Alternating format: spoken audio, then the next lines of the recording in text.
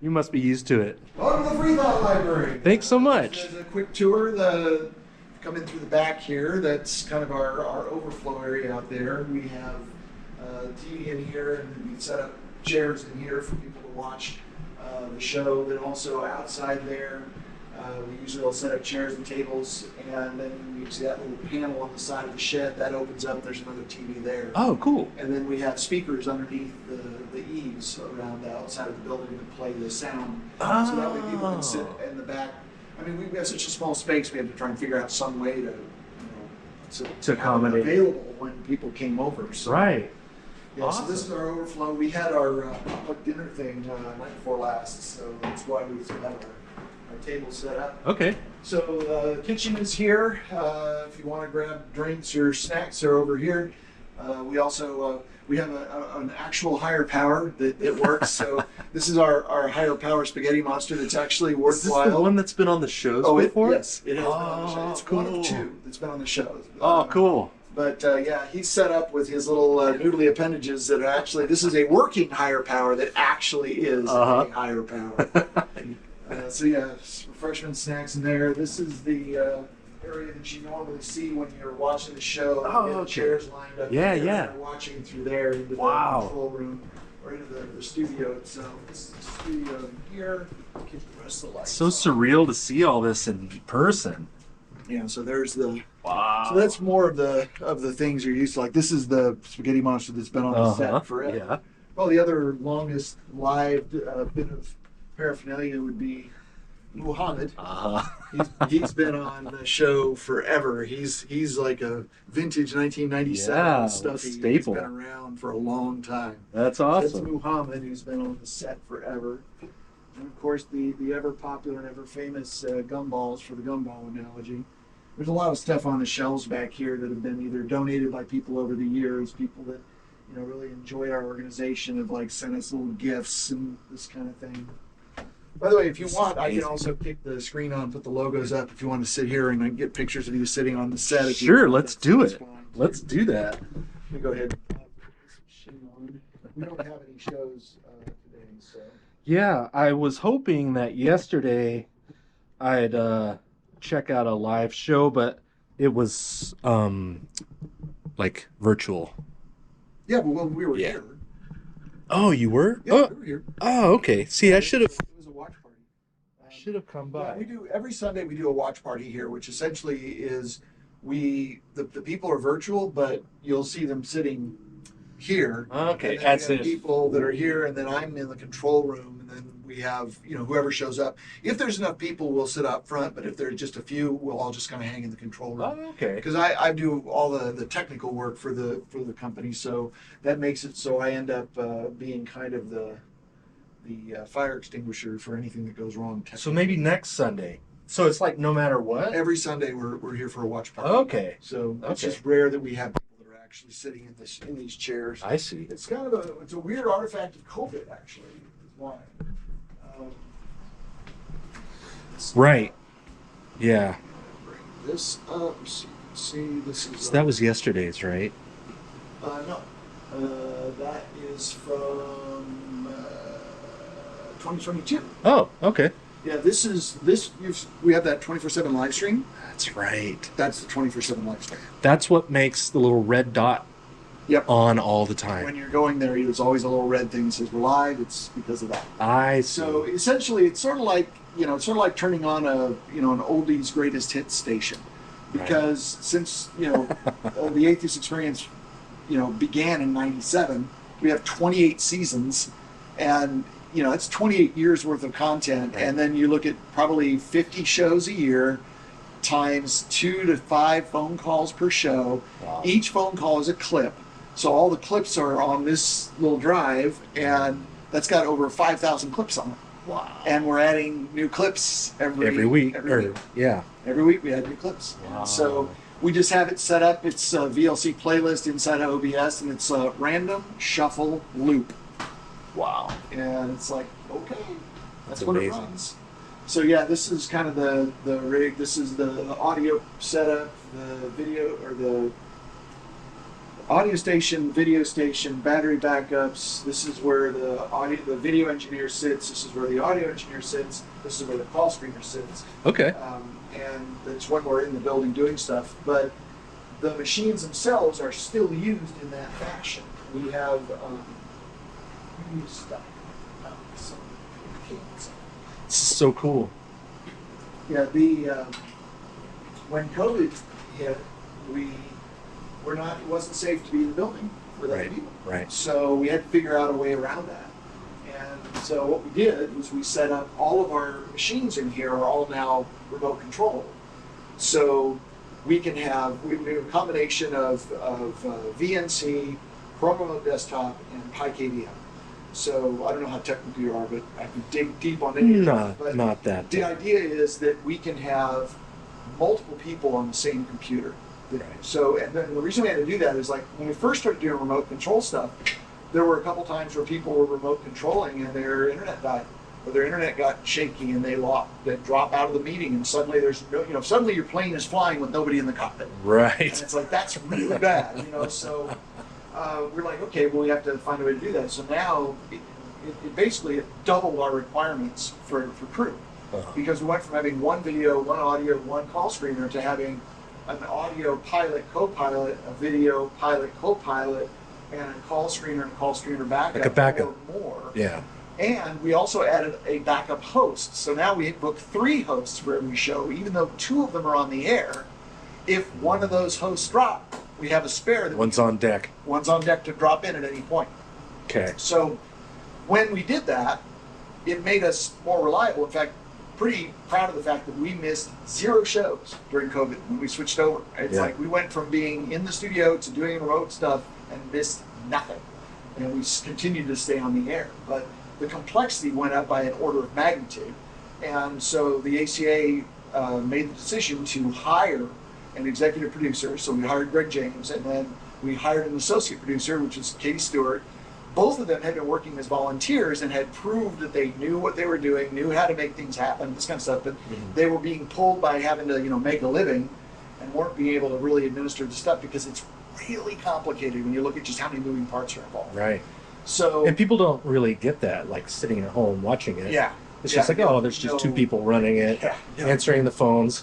No, it's a hell of a lot more complicated. And not to mention that, but like all the post stuff too.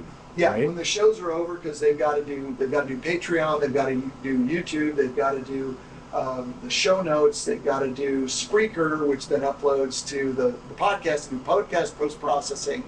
Because we actually, when the shows are over, we have a separate process for sweetening the audio-only podcast. Because when you're watching YouTube, you have visual cues, and it's easier to kind of follow what's going on. But when you're on the audio-only podcast, you're more concerned with the sound, and so we actually have like a multi-step process we use to create a podcast, which is a lot easier to listen to and is not as distracting, because it's like it's kind of it's a big deal for me, because it's one of the things reason that I actually started showing up at the building was because I hated how bad the podcast sounded, and I was like, can you guys fix this?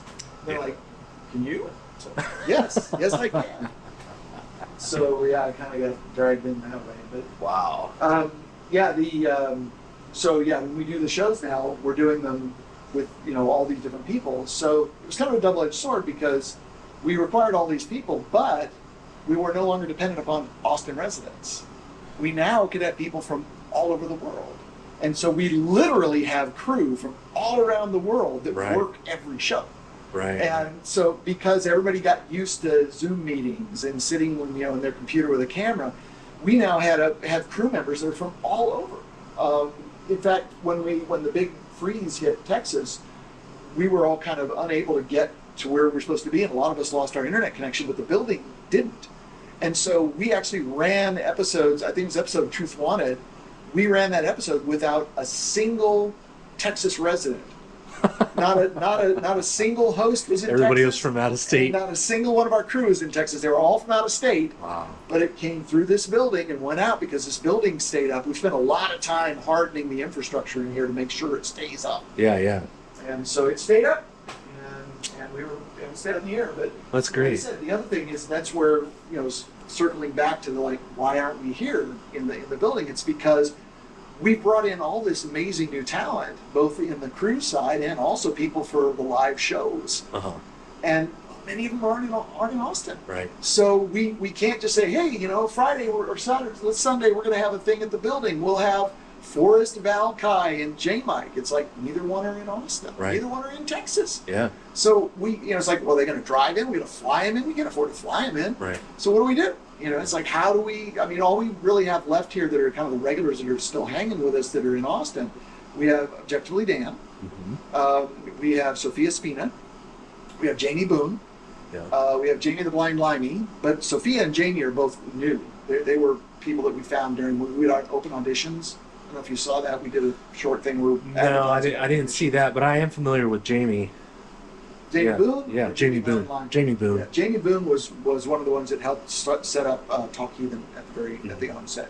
So it's like he's been around for quite a while. But right. I think what's really kind of interesting is a lot of people don't think about that the ACA itself as an organization has been around since '97. And if you look at the Articles of Incorporation, the original papers that were signed, multiple people signed that thing, and not a single one of the people that signed the Articles of Incorporation are still with the company. Oh, okay. Not a single one. And that's kind of par for the course for most nonprofit organizations, because you end up kind of paralleling a path with whoever's around to kind of help support the organization. But then, school, job, career, whatever happens, life happens.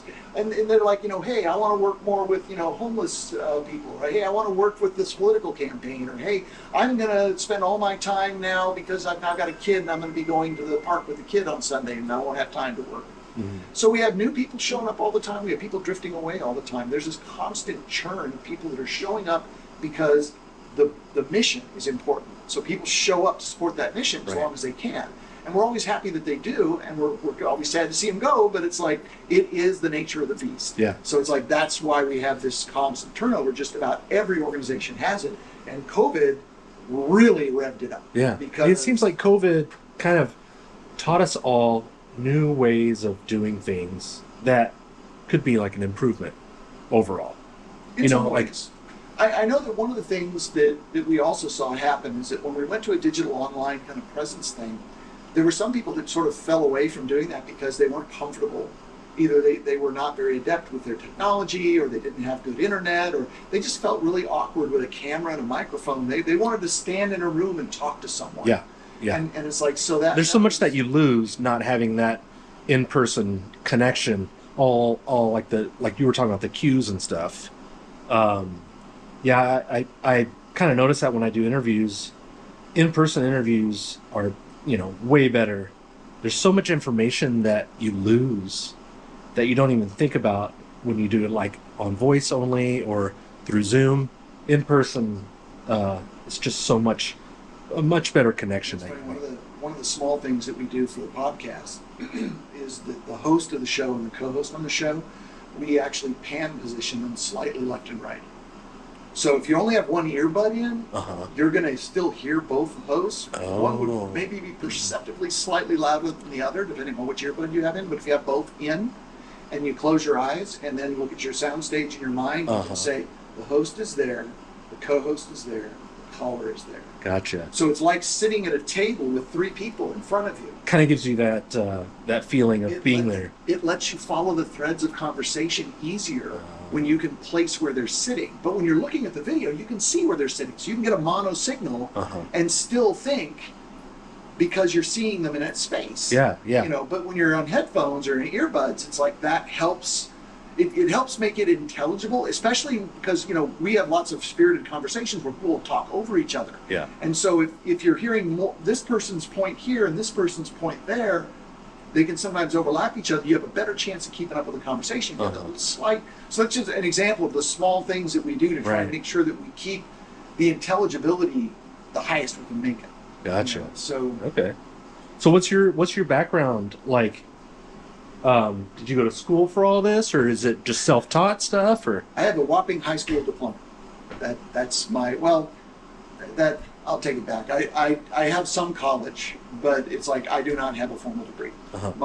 My background was that, you know, it's like, well, see the shirt I'm wearing. It's Yeah, like I was around when this shirt, when this computer was brand new, Uh-huh. and that was the first computer that I started playing, I think. Uh-huh. So I've been using computers and operating with computers, you know, like my whole life. So it's mostly just hands-on and...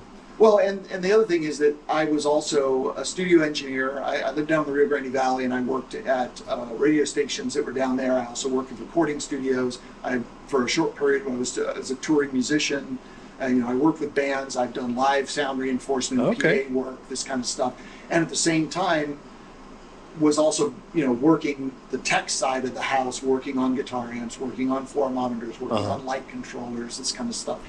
And then, you know, down the road when I was married and had a kid, I was like, this is not making any money. The live music gig is terribly hard to make money. Yeah. And so there's some friends of mine that were doing this thing called network. They're like, hey, why don't you become a network engineer? Work on, you know, networks. And I was like, cool, I learned that. So then I just started getting certifications from vendors. You know, it's like a Novell's network certification, Microsoft certifications. And, you know, I went that path, and I just started doing support. I worked a stint for Dell. I worked a stint for Austin Independent School District as a land analyst there. You know, it's like I built out systems for, you know, supporting networks and Uh-huh. supporting computer systems. Are you from Austin originally, or? Born in California, moved to Texas when I was 8, grew up in the Rio Grande Valley in McAllen, Uh-huh. moved to Austin in the mid-'80s, about 85, and I've been here ever since. How do you like Austin? Like, I don't like where it's going right now. It's like it's really kind of sad. There was kind of a cosmic cowboy vibe, uh-huh. and there was a lot of people that were, you know, musicians and hippies and kind of cool, you know, folks. But it's like many of those folks are not financially well off, and with kind of this influx that we've had from California to Texas, with, you know, we now have the giga plant, you know, right down the street from me, and Elon Musk is there and all this stuff. The prices for homes and rent is just through the roof. Oh, It's okay. like, it's very difficult. It's like, I don't live in Austin. Uh-huh. I live out in Round Rock because I can't afford to live in Austin. And it really kind of sucks because we had this kind of this small town vibe, and now it's priced, everybody that's small town has been priced out of the market. You know, and Okay. that kind of sucks. But I do like the fact that it's like, we refer to it as kind of the blueberry on the cherry tree, because Yeah. it's like it's one of the few kind of, you know, progressive liberal bastions, you know, in Texas. Right, yeah. Which many of the policies and you know, positions of the ACA are, you know, humanist and very much resonate with a lot of those kind of policies, and not as much on the other side. But, you know, it's like as a 501c3 nonprofit, we can't be partisan, Uh-huh. because if we were to start, you know, electioneering for one candidate or another, we could lose our 501c3. Right, So yeah. that's one of the reasons you don't hear, you know, much in the way of political conversation at all on our shows, is because we're trying, you know, to be very careful about not stepping over the line. We just advocate, you know, humanist policies and ideas, Uh-huh. and, you know, we can't say, you know, hey, we think this is, you know, we think bodily autonomy is important, we think the rights of LGBT is important, and that's why you should vote. And it's like, nope, Right. nope. You got to can't stay do that. neutral. Yeah. You can't say, and that's why you should vote, because you're essentially, especially when one party or another is closely tied to one of those things, Uh-huh. it's construed to support one way or the other. Right. So you're not allowed to do that. Right. And that would jeopardize your status as a nonprofit, As a nonprofit. and like tax-free. That's right. And the other thing that's so frustrating about that is that churches the preacher will stand up there and say, you have to vote for, you know, this Republican Party candidate, because if you don't, you're going to burn in hell. And they can do that. They're not legally allowed to do that, But it happens. but they do that. In fact, there's a protest from the pulpit or something they do like once a year. The churches will they'll send out a bunch of evangelical churches will get out there, and they will directly advocate, you need to vote for this candidate. They'll videotape themselves doing it, and they send it to the IRS and dare them to sue them. Wow. And the IRS won't touch it. Why do you suppose that is? I mean, it's pretty clear that the IRS knows that if they go after one of those things, that, you know, look at what has power in Congress. Be like a Pandora's box type thing? Well, from no, if they were to go after churches, then it's like, oh, you know, my legal oppression, la la, you know. Oh, I see. They would, you know, it's like the purse strings for the IRS comes from congressional, you know, allocation of money, and it's like Right. they want to be able to hire people and they want to expand their businesses or they want to expand their offices. Yeah. And you know that's under the current administration. I know that they've actually given more money to the IRS to do enforcement, but you know, for the most part, there's just a sensitivity there that they just don't want the political blowback that would come from them going after these. Mhm. So they don't. Gotcha. And it's like, so we have to mind our P's and Q's because they'd come after us with a sledgehammer. Right. In fact, here in Texas, there's a news story just recently about how our Attorney General sued the school district in Hutto, which is right next to Round Rock, for electioneering through their social media. He sued the school district for doing it because they had said something on their social media that was partisan. Mm. And they're like, you're not allowed to do that. We're suing you. In fact, I believe they actually brought criminal charges Wow. against them. So it's like it could be, you know, a jailable offense for somebody that you know, but it's like, but they won't touch a church. Kind of a double standard. Oh yeah, big time. So you said were you or are you a musician? I was, yes. I mean, I don't play much. I mean, What instrument? Guitar? Well, guitar. I was a lead vocalist, guitarist, keyboards, bass guitar, drums, just whatever. You know, Okay. whoever got most drunk, I'd take over their spot. You know, it's kind of how that works. That's how you got assigned. Down off the back. Okay, I guess I'm gonna sit here. You're up, Vern. Yeah. Yeah, music was a hard thing. It was very, very difficult.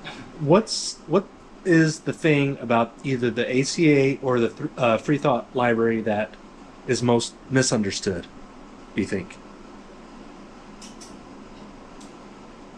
I'd have to say one of the things that a lot of people don't get is when they're, like, for example, they're going to watch YouTube and they type in, you know, atheist destroys theist in a thing, and they look at all the videos that are up there, and they pick one, and they're like, oh, you know, that's a great thing, I'm going to support this or support that, and they don't realize it's like, we're a nonprofit. The other ones that are up there, those are for-profit. They're actually using it to pay their rent and their car payment and buy food. You know, it's like they're using that money that's coming off of that to try and, you know, build up their bank account, not necessarily for the idea that we're doing this for the mission. Okay. As a nonprofit, we have to file a 990 and we publish it on our website. It shows exactly how our money is spent. Mm-hmm. But if you're a for-profit, you don't have to say, boo. You can have a big, like, oh, we're having a fundraiser, we need money for a new camera. And it's like, they could use the money and go to Cancun. So That would stop them. is the YouTube channel monetized? Oh, yeah. Okay. It's You just have to disclose where the money goes. As a nonprofit organization, we have to disclose all of our finances. Right. Everything we do is in our 990, where the money is spent, how much has come in, where does it come from, how much is public support, how much is royalty, how much. Yeah. We have to publish all of that. For-profits don't. Yeah. And if somebody were to come and like investigate, you would just have to show them everything, basically, right? Like like an auditor. But yeah, I mean, it's, if we have, you know, the IRS requires 501c3 nonprofit organizations keep their bookkeeping in concordance with the IRS rules. And transparent. Yeah. Yeah. It's like it's all in our bookkeeping, and then we have to go and it would be like if you at the end of the year had to file your taxes and then you had to post it on your website. Right. And it's like, I already can see everything it's like, we have to do that by law. Yeah. And we do that every year. They're on our website. You can go year by year and see where we But churches don't. Oh, no. Yeah. Nope. And neither do for-profits. It's like, if it's for-profit or if it's a church, they don't have to. So it puts us, I'd say that's the thing that's really kind of tough. It puts us at a kind of a disadvantage because, you know, it's like people don't realize that, you know, it's sort of like if I was going to buy, you know, a product that the, you know, USDA was mandating the ingredients had to be a certain way, and it had to be, you know, certain ingredients had to be there and it had to be on the health label, how many calories and whether it had sugar in it and this kind of thing. Or it's like, you know, hey, there's this, you know, pie shop that's at this farmer's market and here's a pie, Mm-hmm. you know, and it's like, well, what's in it? Oh, love. Right. You know, it's like, You know, and it's like, well, what if I get sick after eating it? Well, I bought it from the pie stall. Who was there? I don't know. It was Granny. Yeah. Granny who? I don't know. She showed up with the truck. She's gone. You know, it's Yeah, there's no, you know, it's like we're held to a standard Uh-huh. where there's a lot of people that are out there just like slinging stuff onto the internet. And there's this perception it's the same. It's not the same. You know, it's like we're required by our bylaws and also by our board of directors that looks directly at what we're doing and says, are we accomplishing our mission? And our mission isn't to make money. Our mission is to advance the organization. And the making of money is how we advance the organization. Uh-huh. Whereas if you're a for-profit, it's like I have to have enough money that I can keep internet connectivity so I can put shows on. Right. You know, and it's a different beast altogether. But there's people that watch or perceive us on the internet. I think it's all the same. It's not the same. It's not the same at all. So you were going to show me something in the studio? I was in there to put the background up on the wall in there, and then you can pop down in the chair, and I can take a picture of you sitting on the Perfect. That'd be awesome. Try not to film your password. Don't look. Yeah, don't look.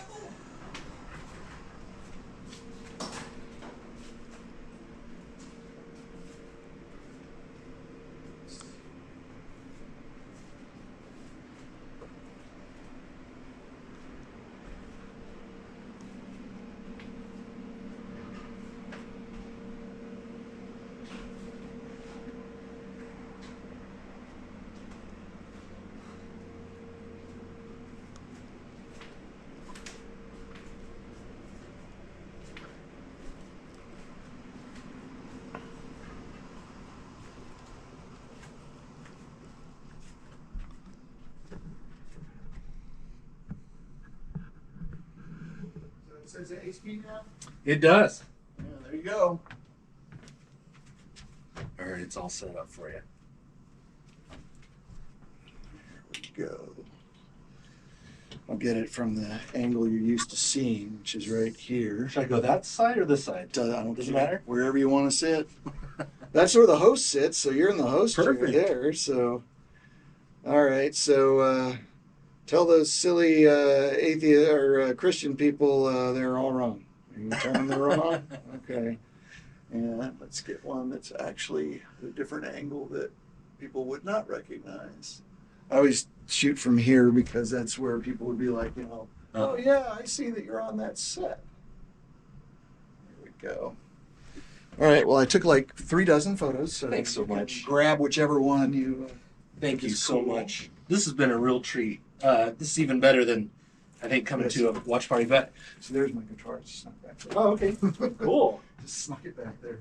Was It's it? actually it's so that people that we're looking at doing. We've been posting on Meetup. We're trying to rebuild our community stuff here. You can come on back here. Okay. And in the process of trying to kind of rebuild the community involvement with the organization, we've started doing like we have a potluck. We have this thing that we call Philosophy Under the Stars, and Philosophy Under the Stars. Let's get everybody that's Philosophy Under the Stars is a thing that we started doing. It was originally done by Jim Barrows, but Jim isn't living in Austin anymore. He moved to the coast. So one of our board members, Tina Barrett, started doing Philosophy Under the Stars. Originally, it started out being called Philosophy Under the Influence, but our attorney said it's not a good thing to have. So I can see let's that, yeah. change that name. You know, we don't need the liability. Right. And we also don't have drinking, so that's a better way. It's like you can have a soda. But we did this thing called Philosophy Under the Stars, which we thought was going to be kind of lightly attended. We thought it'd be kind of, you know, brainy and kind of eggheady, and we didn't know how many people. It's like, it's been our most popular thing. We've had like 25, 30 people show up. And what they'll do is then we'll run like a little video clip from YouTube that's like talking about a philosophical concept, like, you know, the ship of Theseus, or, you know, whether or not you have free will, what are the different approaches to, you know, what is free will and do you have it, and what do different philosophers say. So they'll have like a little short video where they're explaining the concept, talk about this concept, and they turn the video off, and then they just go around the room and they just discuss. Just kind of free-form discussions. Just a like an open discussion about it. Yeah, and it's been amazing. We've had so many people showing up, and it's like they're laughing and talking about what about blah, and it's like it's a way for people to just kind of connect and share ideas and that kind of thing. And it's been probably our most promising. And it's funny because I thought the one that would take off that we did was we did a book club. It's just like, shit, everybody does book clubs. Yeah. So we'll do a book club. And it's like, we did a book club and it was like zero. We had like nobody showing up for it. And when we like touched a few and said, well, you know, what was the holdup? And a lot of them were like, well, the book club required me to read the book, and I didn't have time to read the book, and I didn't want to show up and be the dummy that didn't read the book. Okay. So yeah. So then we're like, okay, well, effort. Right. Effort. We're like, okay, well, you don't have to read the book. You could just like, in fact, we started sending out like, here's a link to a YouTube video that explains the book, or here's a link to the cliff note of the book. Right. We'd send all that out. Still couldn't get people to show up. They're all like, well, you know, I didn't have time to watch the video, the cliff notes, or the whatever. And so it just got. It was really sad too because we like set up a table and everybody else sitting here reading here. Like, nobody shows. Then we're like, oh well, I guess we'll do the philosophy thing. We'll set up like one table and 3 chairs, like 20 people show up. So it's like you never know. You know, you never know what's going to draw people. Yeah. You just gotta go. Like there's this book called Where the Chairs Are, I think, or go where the chairs go. It's like you gotta meet the people where they're at, right? Yeah. You have to make it accessible to whoever's interested. Yeah, I know that the other one that we did that was kind of network intrusion attempt blocked by firewall. It alerts me when that happens. Oh, really?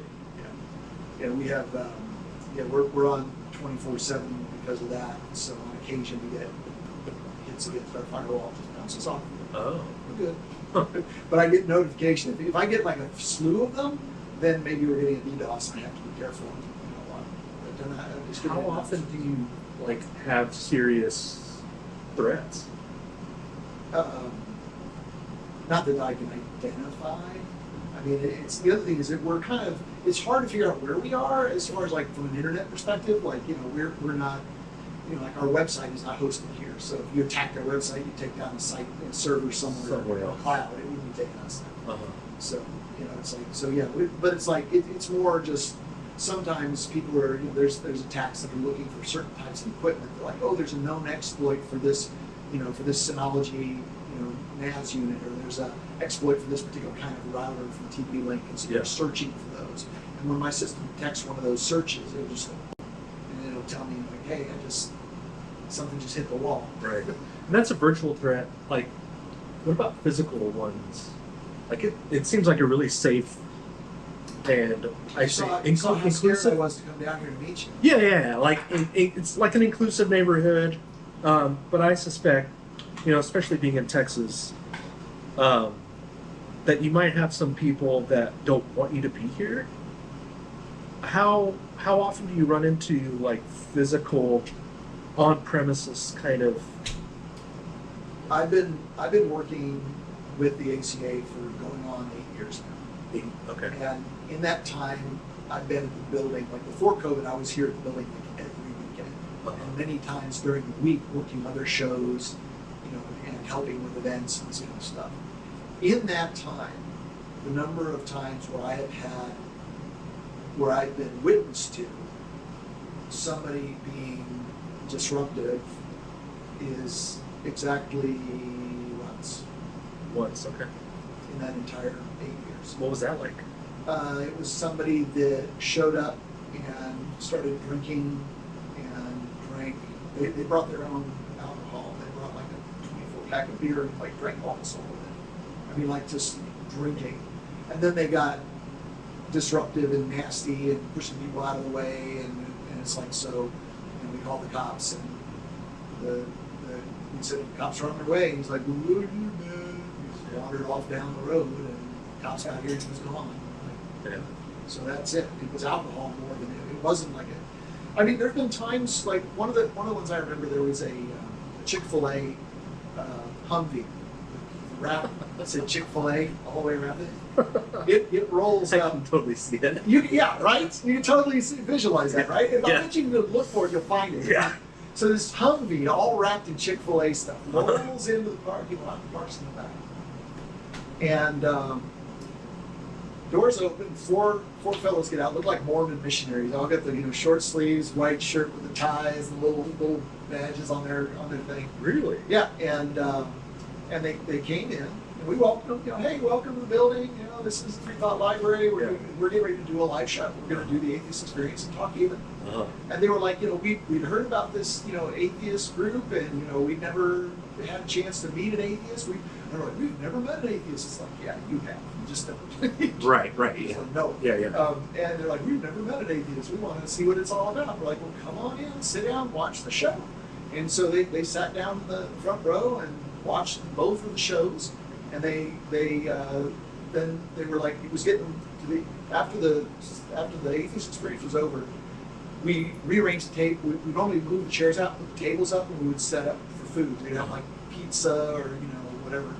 And so we were ordering like food in, like are you staying for dinner? Like no, we got to get going. Thank you for the offer. They gave us like these little cards, like if you buy a Chick-fil-A, you get a free drink kind of thing. So I found them all in the trash pretty much whenever we left. Yeah.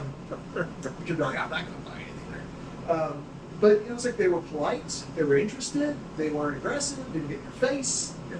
It's like we really have not had. I mean, it's like no vandalism or anything like that. It seems like that's great. Right now you're gonna publish that. And like, I know what I'm gonna do. I'm gonna Texas, break a window. Great, thanks. Well, part of the thing is that we're careful. In fact, get loaded up here. Just to give you an idea of how much surveillance we have. Oh wow. Okay. So somebody probably we're knew. on camera right now. Right. Somebody knew when I first pulled up earlier today. Probably. Yeah, I got it. Well, the system we have, it's the camera's AI, and they tell me person, animal, car, and so I got a thing that went bing bing. It said, person at building front, bing bing, person at building side camera. Uh-huh. So I knew you were there. And then when you hit the doorbell, the problem is that it's just the tech. It's like when the doorbell rings, by the time the app opens on my phone, and then it has to connect to the camera, and then by the time it finally does that, and I go, hello, it's been like 30 seconds, and people just have walked away. There's a lag. Yeah. So it takes a while for me to answer. And thank you for actually using the bloody phone. It's like most people don't freaking pick up the phone because it's laying on my desk. It's like, if you'll just call the number, I can talk. Well, there was a voice that came on. That was me talking through the doorbell. But I thought it was a different voice that said, please call the phone number. Was it a woman's voice? Yeah. Okay, that was my wife. She gets the thing on her phone. So she tries to tell people to call. Okay. So that way I can get the phone, because I have the phone on my desk. It's one of those VIP phones, so I can move it anywhere. There's internet. Yeah. So I just have it at my house. It used to be in here, but when COVID happened, there's nobody here, so Gotcha. at my house. But yeah, she was. If you heard that voice, that was probably Kim telling you, "Hey, call the." Yeah.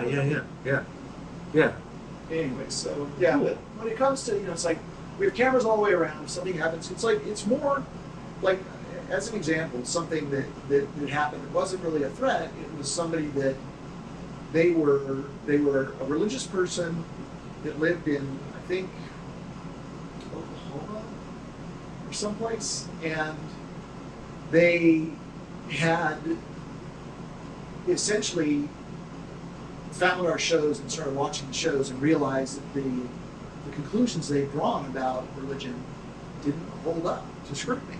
And in the process of doing that, they were kind of deconstructing what they were told and what was real and what wasn't. And they realized they had no plausible reason to believe the doctrine that they'd been handed. They told their spouse, "Hey, I'm no longer Christian. I don't believe in this anymore." They told their boss, and they lost their family and they lost their job. And so this dude got in his pickup truck and he drove down here and parked next to the building and started living here. He'd been here like 2 or 3 days, and we talked to him. Oh, and said, really? The guy was in kind of a crisis mode. He was really, he lost it. And Yeah, he lost his community. Basically. Yeah. So he was here looking for a new this was also during COVID. There's like nobody here, and Right. you can't really get people around. But luckily, the city of Austin actually has pretty decent health services, and we called up the city of Austin and said, look, we have this person here on the property. Our insurance doesn't allow people to live here. They can't be on our property, and we are not a homeless shelter. We are not a resource. Not equipped. You guys, and we're a production studio. We don't, and so they sent somebody out, and they stood and talked for about 30, 40 minutes, and then the guy got in his car and the pickup truck, and they drove off, and we got a thing from the city of Austin that said, hey, we've got him in touch with resources, and it's going to be cool. And it's like, so it's like when you're like, what's happened around the building? It's like, it's not normally dangerous things or people that are. We don't have protesters with signs. We don't have people yelling at us, "You're going to hell." Yeah. So we don't have that around here. It just doesn't really happen. Uh-huh. And like I said, the few times we've had people here, something weird happened here. It's always just been kind of a one-off sort of thing, and not necessarily directly tied to what we're doing or what our mission is. So, has the ACA always been based in Austin? yes, Okay. it was incorporated in Austin in 1997. Okay. And the building it was a coffee shop group. They got together at a bagel shop and hung out. In fact, people have asked, like, where did the name The Atheist Experience, where did that come from? Yeah. And it's funny because a lot of people didn't know, we didn't know, and I happened to run into somebody that was part of the founding group, and he was in town and dropped by, and I had a chance to talk to him, and he was explaining, he goes, oh yeah, the way that name came about was the city of Austin had just given a monopoly contract to the cable company, Time Warner, Time Warner at the cable company. And they're like, you get a 5 or 10 year, I don't know what it was, to have sole right to be the provider, but you have to put it in a studio that allows the citizens to be on the air. And so they agreed to do that. They had this fully equipped studio with cameras and lights and mics and mixers and stuff, and you could go on the air if you went and took a course. So there's this group of atheists that were meeting in a coffee shop. They're like, we'd like to go do a thing and do outreach and talk about who we are and what we're doing. And they were talking about, well, what should we call the show? And someone pointed out, said, well, if we're wanting to do a show that talks about what it's like to be an atheist, there's a show that's on TV right now that talks about what it's like to be an American. It's called The American Experience. So what if we were to do a show, we call it The Atheist Experience, and make a show that way. So that's what they came up with. They took the course, they went out, and then the first few episodes were just, they're trying to find their footing, figuring out what they were doing. And so they would go out with like a VHS camcorder and record people sitting, it was like between two ferns, right? They're sitting at the table and talking to one another and stuff. Yeah. Very stilted and kind of weird. But then they did those for a few, but then they're like, well, we can do it in that studio. So they would do it in the studio, they'd sit there, and normally they would bring in books and papers and magazines, and they talk about things that were important to atheism. And they were like, well, there's a phone here on the desk, and they're like, what we can do is put a phone number up, and so if you'd like to ask us a question about, this book or this whatever, they thought they would get phone calls from people that were atheists going, oh, hi, I'm an atheist, I'd love to know what that book is, tell me more about it. Uh-huh. That's what they perceived it was going to be. Yeah, yeah. Well, because of the nature of the media at the time, you would be sitting in your home, and you'd have the remote control in your hand, and you would just be channel surfing up the dial, looking to see something to watch, and suddenly you hit a channel and there's a word atheist on the screen, which, this is 97, 98, 99. It's like, this isn't an anathema kind of thing. Atheist is godless, communist, atheist, it's a bunch of terrible people, where do you get your morals? It's all that shit. So people that were Christian or religious would see the word atheist. They're like, well, I'm going to call and give those guys a piece of my mind. They call up and say, well, why don't you believe in my Jeebus? And that. That's how it all started. That's how it started. So that's where those conversations happened. And it's really interesting because it wasn't the focus. It was a found thing. So the thing that's interesting, we get a lot of criticism about, like, well, we'll get people that are either confused or they're critical, saying, I don't know why you continue to do this show. People just keep calling and they never change their minds.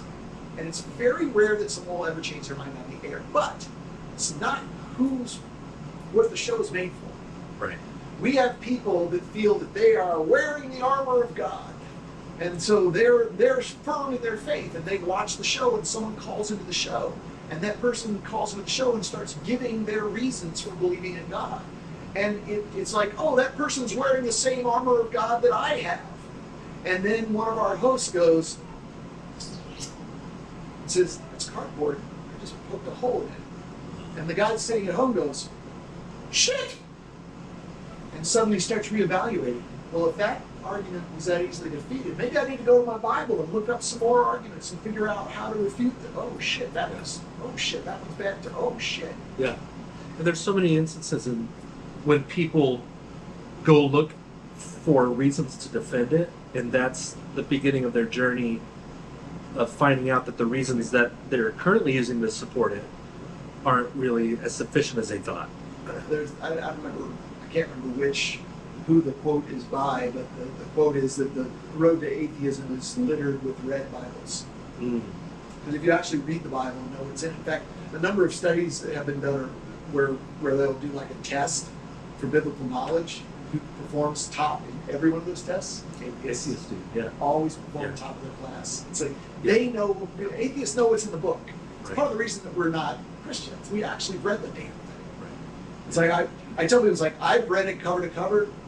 I have to say I skipped the begats. They were just so, oh my God, and begat the begat. And all that does is establish the genealogy of Christ. It's supposed to allow it to say, fulfill this prophecy, blah, blah, blah. But they have to make this chain 1,000 pages long. Begat. Right. I haven't read the begats, but I've read everything else. Long time ago. Yeah. So, do you want to talk about your history in that case? Like, were you raised religious or not really? I have to say that I was raised one of those kind of lightweight. What is it? I think Dawkins just said that he was a cultural Christian. I think is what he said he was. Yeah. I think that probably is a pretty fitting phrase, because it's like growing up, we did not say grace before meals. We did not go to church every Sunday. We would go to church when Grandma came over for Easter. This is in California? Yeah, this is like in California or in Rio Grande Valley. Uh-huh. Yeah. And it's like we would go for the the big days, whatever. And it was funny because I know that when I was in California, I was like 7 or 8 years old. I remember this because my mom was so mad at me. My mom decided she was going to put some into Sunday school, and I think it was more just that she could have free babysitting. She could do stuff. Yeah. And that is a plus. That is a plus. And so she got super angry with me because I got booted from Sunday school. And the reason that I got booted from Sunday school was the teacher said that I asked too many questions. So yeah, get out of I think here. that's a virtue. Yeah. It's like when you're 7 and someone tells you something that's full of shit, you're like, hey, how does this make any sense? If this happens, that happens. Where exactly is this? We've had people on the moon. Where is this heaven you're talking about? Yeah. It's like, when I start asking questions and it makes other people start to think they don't like that again. Yeah. Where do you think that comes from, that inquisitive nature that you have? Just me. I've always been. It's funny. I remember I was always doing kind of one of the very first books I got was like let's experiment. It's a science book, and it was and I can remember that one of the things that I did again when I was like 8 or 9 years old, maybe like 10 years old, I was trying to figure out if there was really a Santa. And so I don't know if I'd seen it like in a movie or something. You ever seen like a movie where like James Bond, he puts like a little piece of paper in the door and then closes the door, so then when he comes back, he'll open the door and if the paper falls, he knows that no one's been in the room. Right, yeah. So I went to our fireplace and I took the metal screen that holds the cinders and I took a piece of paper and I leaned the fireplace thing against it. And so then the next morning I ran out and I found the fireplace thing was still there and I moved it, the paper fell, and I read to my dad. I was like, Dad, look, I found it, look, I did this experiment, blah, blah, blah. And he's like, yes, no Santa Claus, don't tell your brother this. But yeah, it's like I didn't really have a deconversion story like a lot of people. I never had a fear of hell. I had this vague notion that there was this religious stuff going on, but I hadn't paid too much attention to it. It really didn't affect my life in any manner. So it's just like I didn't pay any attention to it. It wasn't until, probably about 10 years ago, 12 years ago that I started realizing how much damage was being done, and it was being done in insidious ways by people that were supposed to be the moral guidance for society. I mean, that was just kind of the assumption. Like, you assume that the milkman brings milk. You know, you assume the paper boy brings the paper. You assume that the priest or the preacher brings you the morals. That's just that was kind of the simplistic worldview you have when you're 12 years old and growing up. You know, and my parents just were like, yeah, that's what that is. And it never really occurred to me to look into it. But then when I started actually looking into it, at first I thought I was like, I must be doing this wrong because none of this makes any sense. And the more I asked questions, the worse it got. And I realized it's like, yeah, okay, this, you know, it's like I class myself as an agnostic atheist because there you find 10 atheists, you get 10 definitions, just like 10 Christians, 10 definitions. Yeah. But the one that I find most useful is that I am atheist in that I have not been presented enough evidence to believe in a God of gods or supernatural things. So I'm an atheist in that regard. I'm agnostic in that I can't know that there wasn't a God that built everything and just fucked off and he's on the other side of the galaxy and he's coming back any day now. I don't know, show me evidence that happened. I'm open to seeing the evidence, hand it to me, let me evaluate it. Let's evaluate it the same way we evaluate any other evidence of a claim. Yeah. Which means you have to meet that burden of proof. If you come with your claim, bring the evidence, because that's your job, not mine. Knowledge versus belief. Right, because that's the difference. Yeah, agnostic, Gnosticism, knowledge, whereas theist, atheist. Atheist meaning that I'm not convinced that there is a God or gods. Nobody has shown me evidence that one exists. In fact, it's fairly predictable the kind of things that people will throw at you. I feel it in my heart. I had a personal revelation of God. Look at the fulfilled prophecy. You know, it's like they have all these various things. Like, who would die for a lie? You know, it's like there's all these very, you know, common things that you'll hear from people, and they don't actually have evidence. They wouldn't use that same evidence to evaluate like buying a used car. You know, it's like something as simple as buying a used car. They're going to be skeptical. They're going to be like, "Oh, that's how many miles? Are you sure that's how?" Let me run the car Carfax on this. Hey, it says it. You said it's never been wrecked, but I see a report of a wreck that happened. Right. Oh, just a fender bender. It qualifies as a wreck. They're going to be, you know, like, they're really going to look into it before they make that investment. Right. It's like, oh, there's a man in the sky that's a magical wish-granting genie, and we all get to live somewhere up there with him after we die. Right. Well, yeah, we're just accept that on faith. What? Yeah, another double standard. Like, it seems reasonable to question your mechanic on how he knows or she knows what problems are with the car, but it's not, doesn't seem appropriate in our culture to ask those types of questions. Isn't that convenient? Some of the most important questions that we have, right? I know that you've got another meeting, so I 5 meetings? No, I had 5. Oh, okay. I wanted to get your. I didn't want to run out of time before I asked you about your. What you thought about street epistemology and how much you're like aware of it, or like what are your thoughts about it? So I've not read the Boghossian Manual for Creating Atheists, but I've heard that that's the basis upon which street epistemology came about. My knowledge of and experience of street epistemology came from Anthony Costa. And I saw his videos, I've met him, he's been up here, he's been on our shows, he's hung out with us a number of times. He's a really cool cat. In fact, in the early episodes of Talk Heathen, there's at the beginning, I don't know if you've watched the beginning of the show, but there's this convertible Mustang that they jump into, and it drives, it has the word, license plate says atheist on the license plate, and they fly, driving down the road. Well, the convertible was mine, and the license plate that's atheist is Anthony Van Gogha's plate. Oh, really? He brought the plates up, and we stuck it on my car to shoot that opening scene. Oh, wow. But that's cool. He's been out here. In fact, I think his son was the one that had the drone that we used to get the drone footage above the car and above the building. Oh, really? So, that's cool. He helped us with creating that intro. That intro was so much Keeping fun. It all in the family. Yeah, because he's like I said, he's a cool cat. I dig him. But he's been on a bunch of our shows. But I'd say probably the most interesting thing that I've seen, I mean, it's like I know that the basic concept behind it is Socratic questioning that leads the person to find their own flaw. You don't point out their flaw. You ask them questions that leads them to their flaw. which is a very compelling way of changing minds one-to-one, because it is sort of the difference between what we're doing when people call on the show and we have this very combative back and forth sometimes. Yeah, but very entertaining. But yeah, well, and also it's good for changing the mind of the audience, not the person on the phone.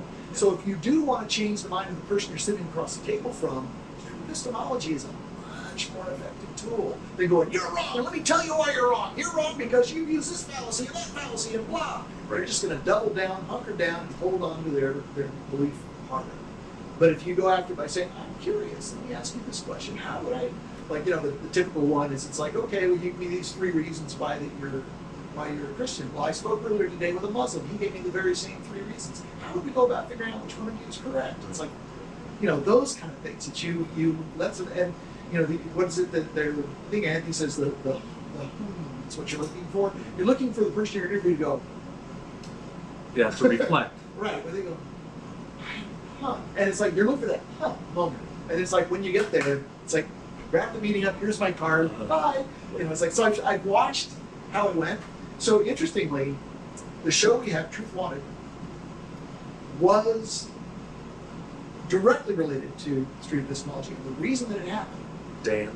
Anthony MacBosco went to the campus up in Waco, where Dan, objectively Dan, was going to school, and you can find it on Anthony's page and watch him interview Dan. And Dan tells you, I have the love of Jesus in my heart, blah, blah, blah. He goes through all the stuff because he's a true believer. And he asked him these questions, and Dan was an honest interlocutor who was really thinking about the questions. And he realized he had nothing, he had Dumbo's feather. It's like he had no magic. It's like there was nothing that was factual about what he believed in. So that led him on the journey, which put him in our building. Now he's a host. And he's now a host of our shows. And that's where Truth Wanted came from. It was supposed to be our epistemology show. In fact, the idea was that we had the Atheist Experience was going to be like short form, quick, get somebody, find out what they want to talk about, rebut their fallacies, move on to the next. That was what it was going to be.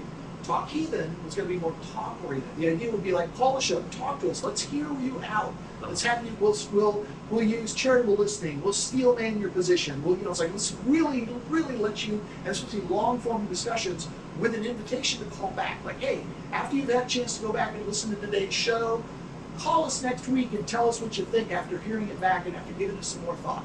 So that was supposed to be a longer form version and less, you know, less fisticuffs, kind of, less flashback. And then Truth Wanted was supposed to be a epistemology-based show. How do you come to these conclusions? What are the thought processes that got you to this point? It's because it's hard to do the actual street. We actually did try that. We tried like saying, you know, can you do the epistemology thing on the phone? It doesn't work quite the same. You're not really. So it's like then it became. It was kind of fun because people started calling up and talking about their alien abductions or their, you know, oh, I saw a Bigfoot in the woods or whatever. And it's just the same thing because it's not necessarily just about a god or gods. It's like, how do you come to your beliefs? How do you tell what's true? Your truthometer needs to know what you should believe and when you should be convinced. And so that's really where that show ended up landing. It's like, so that's why we've got like all of these different areas that we're covering with the shows. But it's like it is a busy studio, man. This is one of the rare, Mondays are a rare day. We were yesterday and then Friday, and then, because we shoot on Wednesday, we shoot on Friday, and we shoot 2 on Sunday. And it's like, so, you know, there's 4 days out of the week, and then between those days, there's staff meetings, there's, you know, work on the equipment, there's updates to systems, there's editing, there's, you know, thumbnail creation, there's, you know, captions, and, you know, so like there is enormous amount of work that's just interwoven between gathering up new episodes and new content on the air. So it's a very busy studio, and it's very empty right here. Yeah, I'm so glad that I ended up coming by. Like I said, Glad to have you down. it's been a real treat. And thanks for explaining everything and taking me through that history. I did. That's where I got the shirt. Yeah. Neil. Yeah. Poor Neil. Peace be upon him. Yeah. Peace be upon him. That's about right. Yeah, I'm a drummer, so that's kind of why I was asking about the musician thing. Okay. So yeah, another connection. I I saw the Power Windows, and the last concert that I saw was the Time Machine. Okay. Time Machine, amazing. Love. So you Time didn't Machine. you didn't see the R40 tour then? That's the one. So that's the one where they started out with all of their equipment and they played their new stuff. And then as the concert went by, they played older and older and older stuff, and people, stagehands would come and they would take equipment away, little by little, very subtly. And then by the end of the concert, They were back to their they're playing their original album their with- original gear. with their original gear. Nice. And so, and it was like, you knew what was going on, but the music was so great that you were just kind of immersed in it, where, you know, you'd like, oh, half their stuff's gone, and I didn't even notice. But I yeah, that was, love Time Machine when they did that thing where they would do the clock and Yep. Yep. Oh, that's so awesome. where did you see them? It's not here in Austin. Okay, It's not here in Austin. cool. I don't know if it was in the drop. They toured the Orange Center down just recently, and I saw them there once at least. I think it was a movie center. I don't know.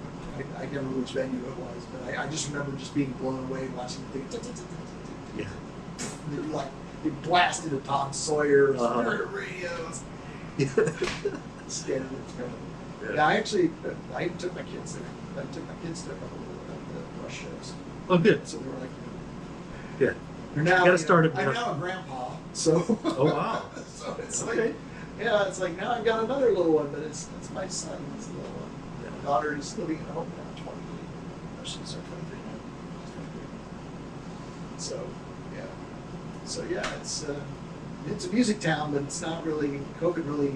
COVID reshaped this whole thing. It's reshaped everything, and in some ways it's good, and in some ways it's really kind of heartbreaking because I really miss being in this building every Sunday with like 50 of your best friends. It was a block party. Every Sunday was a block party. It was all the excitement, all the, because people were like, I'm going to make it down to Austin. I'm going to go to the Atheist Mecca, which is, the Freethought Library, and hang out in the building and get to meet everybody and see the set and see the Flying Spaghetti Monster. It just hasn't recovered from there.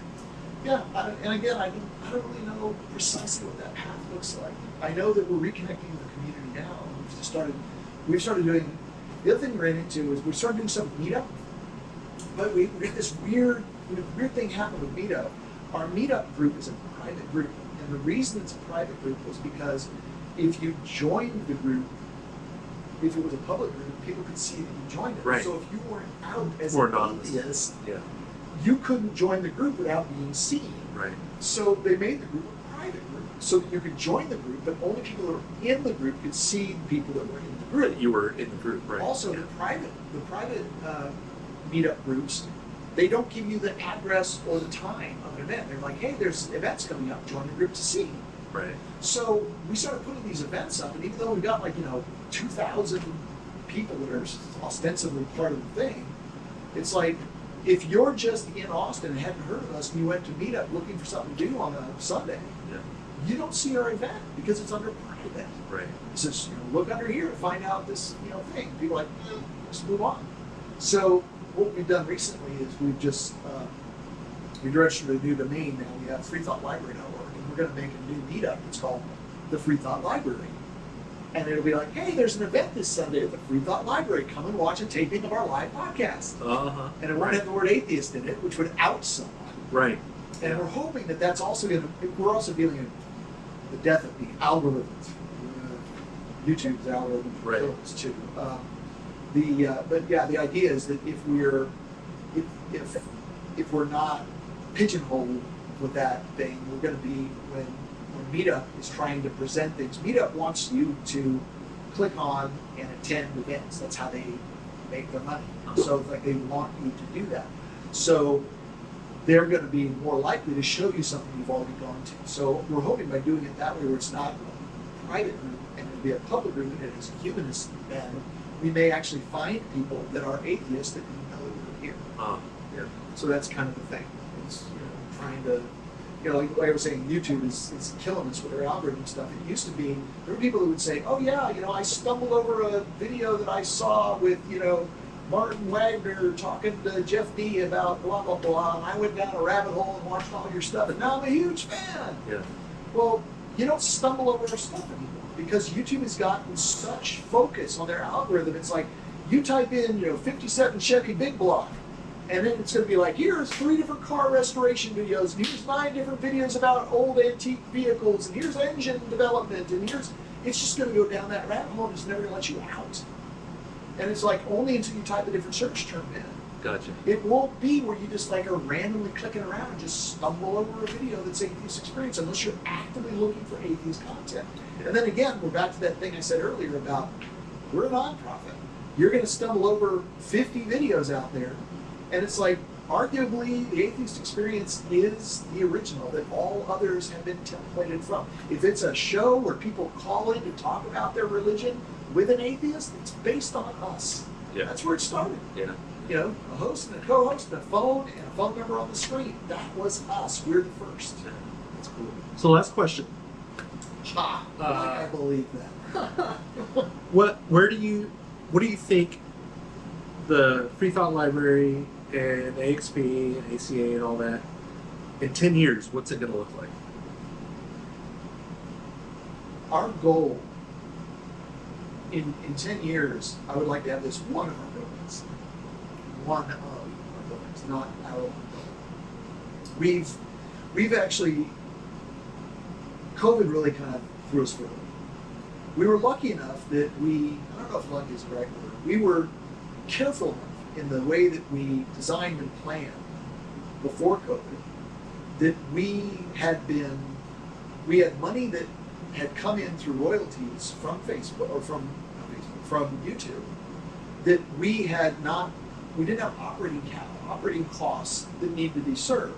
So we actually started doing an investment account, and we wanted to have an investment account so that we would be able to fund operations in the event that things got dropped. Well, that investment account allowed us to hire associate producer Katie, executive producer Greg. We have Ryan, who's our thumbnail and video editing guy. It's like we were able to hire what we needed to do this, but we had plans back then to not be in this building anymore. This is not. I mean, you've walked through here. This is not designed for what we're doing.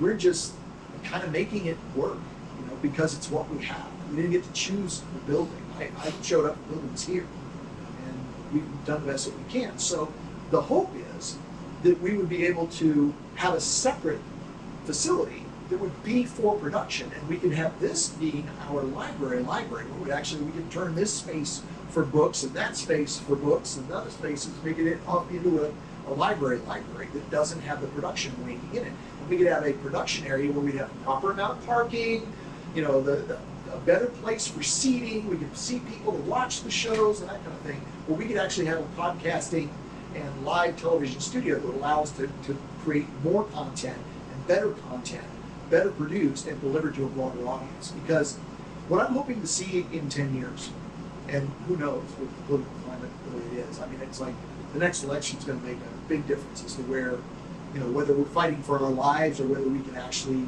thrive and grow.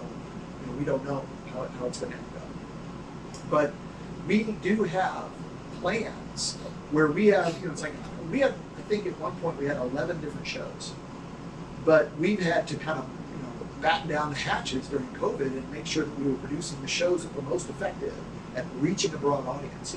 And so it's made it harder for us to create new content because it's hard to take a chance on new content. And also it's hard to get attention to new content. Again, algorithm. You put out a brand new show and it's a wonderful show and it hits the internet and the internet goes, huh? YouTube doesn't say, hey, look, there's a new show there. They don't. It's very difficult to buy your way past that barrier. But in 10 years, I'm hoping that we have at least one other facility. One of the other things that we were looking at doing is we were looking at possibly touring the atheist experience and making it so that we would actually go from town to town and actually put on live shows. We kind of prototyped that when we did the live shows at the American Atheist Convention. We did one in Cincinnati and one in Oklahoma. I was there for both of those where we set up our entire gear and our whole thing and did a live episode. Yeah, So that was sort of the template. Then we, and again, pre-COVID, we purchased a bunch of stuff, and I don't know if you've seen it, but there's 2 episodes of Truth Wanted where we did them not here in the building. There's one episode that we did in the Driscoll Hotel. It was the most haunted hotel, and we did a Halloween episode where we did from there we had our PTZ cameras and live gear, and it's like, you can find it online if you go to Truth Wanted and go to Halloween and go type Driscoll, you can watch that episode. We shot it, on site, on location, and we did the same thing. We did a cooperative venture with the Sacred Students Alliance in San Antonio. And we brought all of our equipment down there, and we set up in the venue, and we did a live show, in there. So we've kind of been experimenting with how we bring this thing and take it out and go places with it. So that would be one of the other ways we would do that, because the plan would be to go out to one of these locations and partner up with some other nonprofit that harmonizes our mission, something like a humanist group or a small atheist group that's maybe in some small town. Secular Student Alliance, that kind of thing. Yeah, well, like we've already done that once, we could do it again. Right. And do a cooperative fundraiser and have a big event with a bunch of advertising and get them on the map while also reaching more people.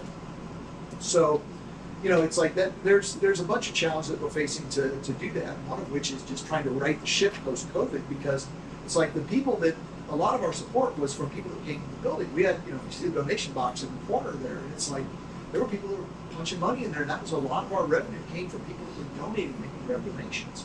And we don't have the people in the building anymore. They're dried up. 3 years this building, almost, not quite 3 years, but it was almost 3 years where this building was sitting idle. I mean, this room was on. We were using this room and operating on this room, but the rest of the building was just closed. In fact, when COVID first came in and we had to shut the building down, we went into kind of, conserve mode. So we had a couple of storage units that had equipment and stuff in, and that's when we bought that barn out there, placed it. But then we had too much stuff, and we actually, the whole front area and the back room was completely full of stuff from the storage units that we brought back here before we got the shed. It's like, so it was being used as a storage building for a while. It's just, so bringing the community back and finding out that the community that was here 3 years ago, and that's something that we should know, but it's still kind of surprising, is that we know that there's always, people have different lives, they go different places, they do different things, and so our path doesn't always parallel, and there's always just a little bit of like, they'll parallel with us for a while, and then, but there's other people that find us. There's new people. In fact, the person I'll be meeting here later this afternoon is somebody that found us and is going to be helping us with financing. He's going to be working with our treasurer because he's a bookkeeper. And so I was like, I've been setting up a computer for him. That's why I'm going to be meeting him around 5 o'clock here to work with him on getting him set up on a computer. So it's like we have new people showing up all the time. Yeah. But it's a slow process to kind of bring that community back and make a splash and be visible in Austin again.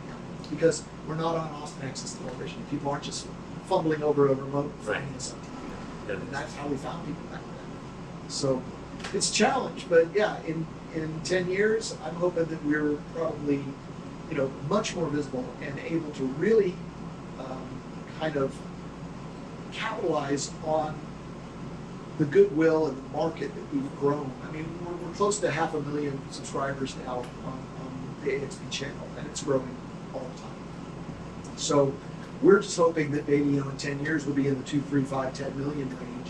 There's going to be like a point that's going to tip. Like we got to a point where we tipped at 100. It was like slow growing. We hit 100, then went like 200 very quickly. And it's like if we can get up to like we're at half, we're like 430, 450, something like that. If we can get to another milestone.